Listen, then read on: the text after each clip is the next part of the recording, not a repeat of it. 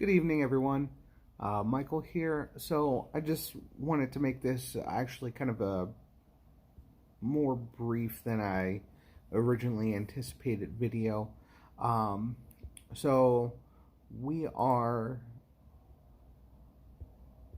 formulating a logical argument for our research topic. My research topic, just to remind everyone, is the effects of virtual reality on social life. Um, I, there's some spots where I kind of want to expand that research. Um, I this week we were also supposed to. I'm sorry, I'm kind of reading from a little bit of a script over here. Um, this week we're also supposed to come up with a strong logical argument for our topic. So far, my logical argument for virtual reality. Mm, it goes it goes a little something like this. Virtual reality helps people adjust to social situations outside of the physical world by allowing them to interact with people in a way sorry in a way that has no real world consequences and allows them to better express themselves, allows them better to express themselves and get their and strengthen their social interactions with people. All right. I know it's a little wordy. I'm going to be definitely paring that down when it gets down to the writing of the paper phase. I'm actually still kind of narrowing in on the specific area that my research paper is going to target.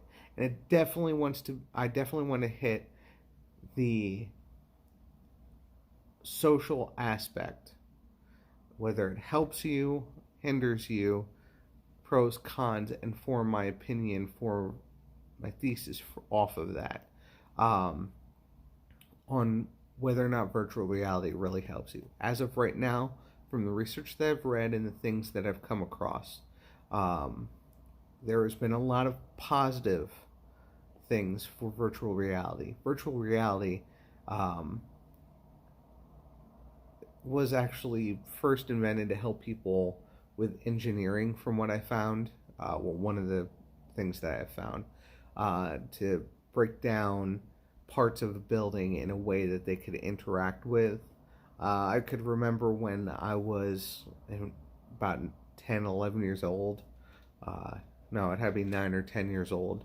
We went to the Liberty Science Center, and they had a virtual reality set up over there.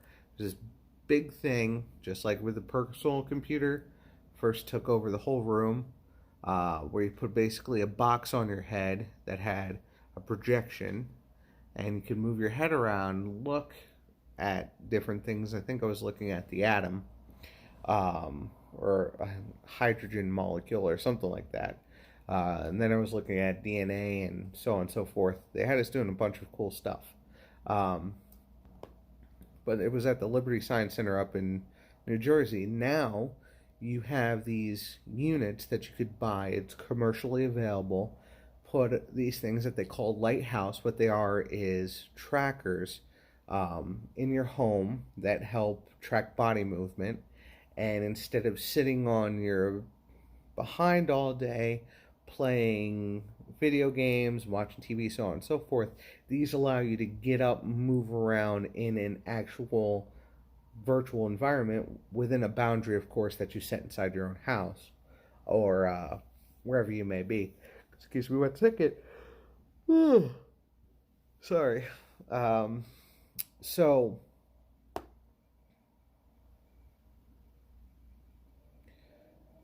that's kind of where I'm struggling a little bit with, really paring down the broad scope and laser point focus on a particular part of that topic. Um, VR has actually helped in different therapy studies. I was reading one story about a veteran who was chosen as a test candidate for the recreation of a traumatic event that was causing him to have really bad post-traumatic stress disorder. Upon describing the situation to both the therapist and a few graphical arts people, I guess they were animators and so on and so forth, he was able to relive, or I should say re-experience in virtual reality, one of the most traumatic experience of his life from the war. And that doing so, he was able to go through that scenario over and over again virtually in the presence of mental health professionals to help him work through and accept what had happened. Which is actually, when you think about it, a big positive that would ultimately affect that individual's social life.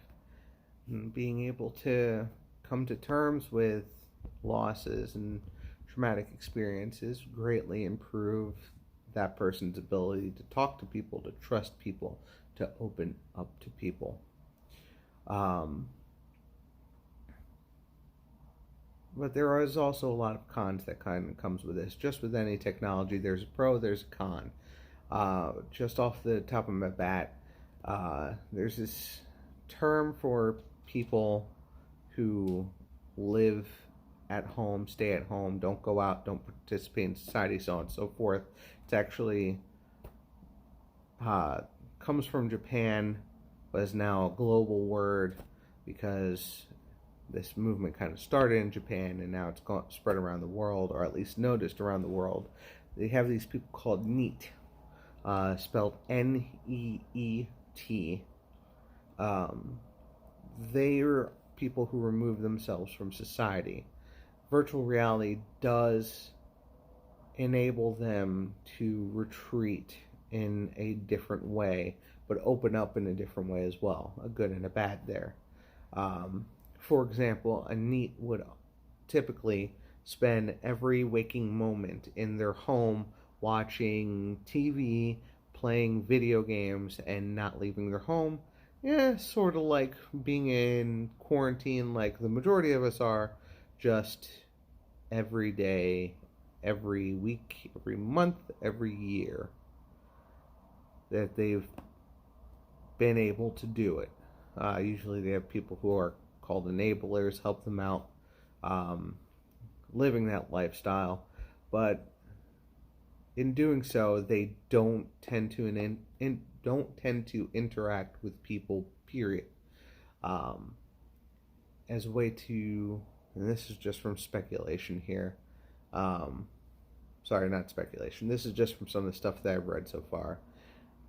These people having the ability to acquire virtual reality can lead to them withdrawing even more, because now they don't have to leave outside the room for the occasional social interaction, which we all as people need. Or it could possibly help them, kind of in the middle of reading another report here on stuff on people who've gone through this regimen. It could potentially help people reintroduce back into the population, relieving social anxieties and other things that may have caused them to retreat into that hole into the first place. So bring them back into society or exclude them further, kind of in the middle of this one journal, and it looks like it could go one way or the other. But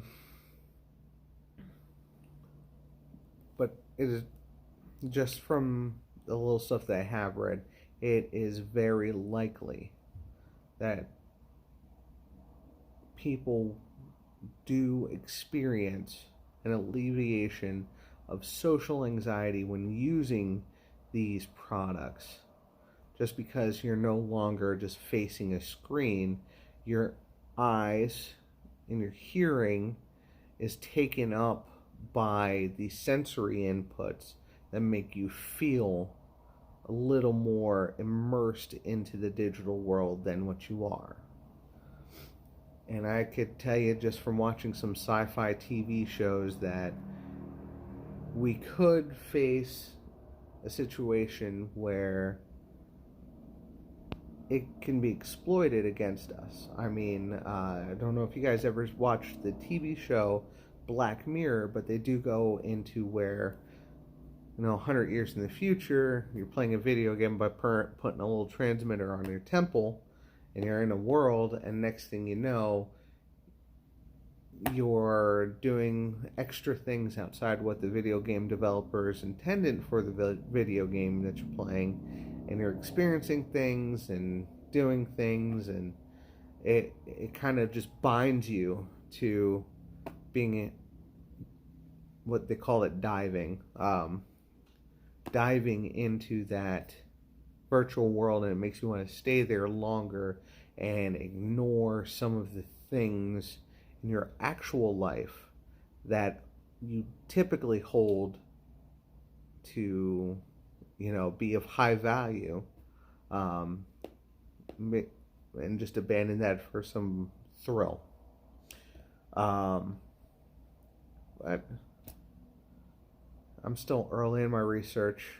My opinion still holds pretty firm that virtual reality will be more of a positive thing, especially for those NEETs, those people who don't really want to interact with society, getting them back in there. And especially, just from a couple other articles, the people who are experiencing post-traumatic stress disorder, maybe some other social or anxiety